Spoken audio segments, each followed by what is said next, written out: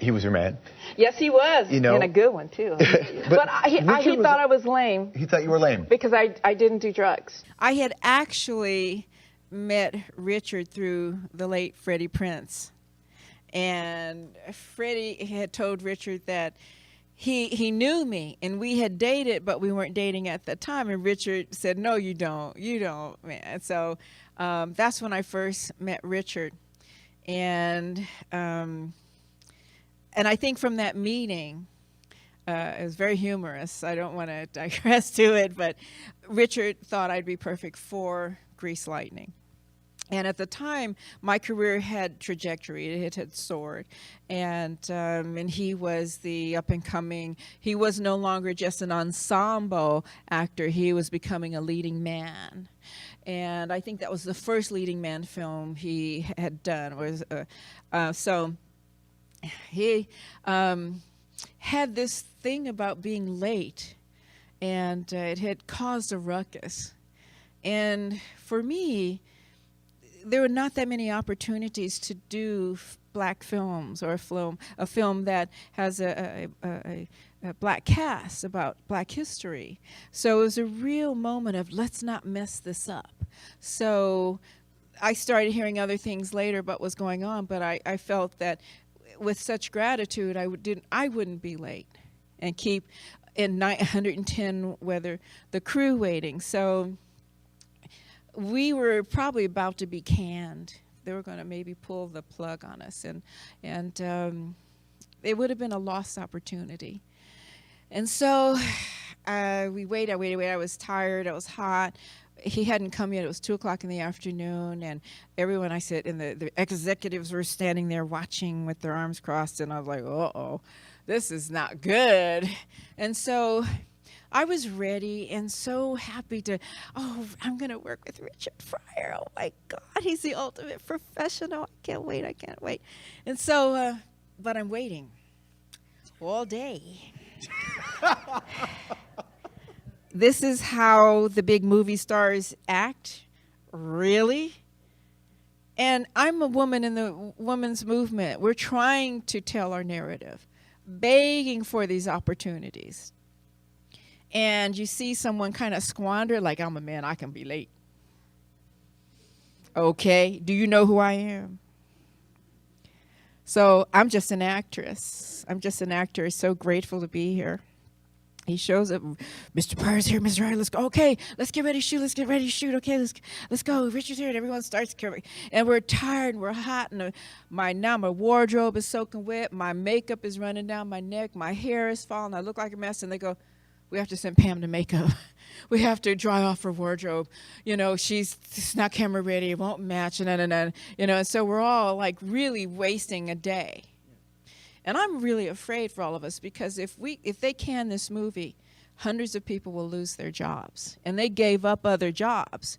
So there's one thing you learn about gratitude. This is an industry where if we lose it now, it's not coming back. So the opportunity has such magnitude of importance. And so I said, Richard said, okay, so I'm ready, and they get me dried up, and they pat me down, and they fix me up, and I come on the set, and it's really late, and everyone's tired, and the crew members are grumbling, and I feel for them because they stand 20 hours a day making us look good. And they're well compensated, but it's, I don't want to abuse them. So Richard comes on the set, and he looks fantastic. And he's just like the leading man, and I'm so proud of him. And so they said, okay, we're going to start rehearsal. So I get in the position, and all of a sudden, Richard doesn't stick to the book. He starts playing around. And he takes his kitchen fork, and he starts, poking it at my eyes, and he starts just playing. I'm like, and for a second, I snapped. You know me by now. And I smacked that fork out of his hand and went flying across the room, and I read his ass, the riot act in front of everybody. And his eyes he froze, and the crew were like, oh my God, you know, Pam's going to walk off. This is the end of the movie. And, you know, everyone was really afraid. And I just told him, don't waste our time. We're professionals here. We don't have to wait for you. I don't care who you think you are. This is a luxury. This is an opportunity for you to be a leading man and show what you can do. And you're going to mess with? No, I don't think so. I waited for you. And so I said, do you know your lines? He says, well, no. Do you know your lines? Let's do it. If you don't, I'll come back when you're ready. So I walked off the set, and that was it. I went to my dressing room, and I was so upset, you know, that because it scared me that someone would stick something in my face, in my eyes. So I walked off and respected myself, and that's when he fell in love with me. That's who Richard Pryor is. If you respect yourself, he was just testing me. Right. It was a test. However, we're about to lose the movie. So I said, no, not on this time. Not on your time when we're at a picnic or a party out in the street, but not on this, the studio time. So they called me back, and Mr. Pryor knows his lines, and he's ready to rehearse now. You were just mentioning, sort of offhand mention that you put Richard Pryor's horse in the back of your Jaguar.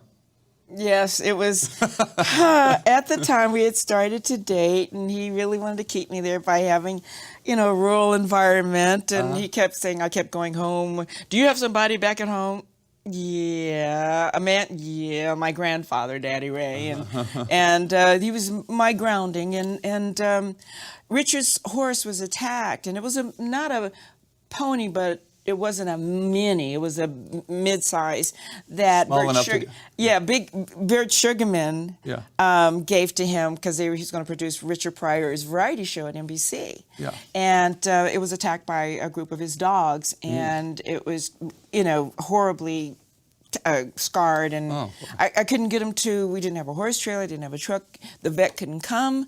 So I said, okay, Richard, you're in a bathrobe. Stop crying. We are putting the horse in the backseat of my Jaguar. Not the Jag! I said, yes, the Jag. Open the doors. We pulled Ginger through, which was named after his Mudbone folklore. Okay. Was Ginger, if you ever listened to his stories. Okay, yeah. Come on, Ginger. Yeah. So she got in, head sticking out one side, tail out the other, closed the door. Richard's in the front seat, crying in his bathrobe. I don't know what I had on. I had a shirt and skirt, kind of barefoot, afro all over the place. And we're zooming down Parthenia to the 405 to get to the vet. With the horse in the backseat of the Jaguar. And it created a ruckus. Yeah. People were saying, look, there's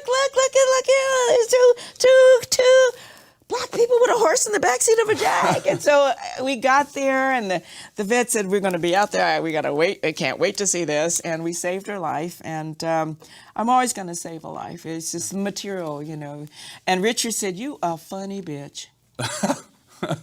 I said, thank you.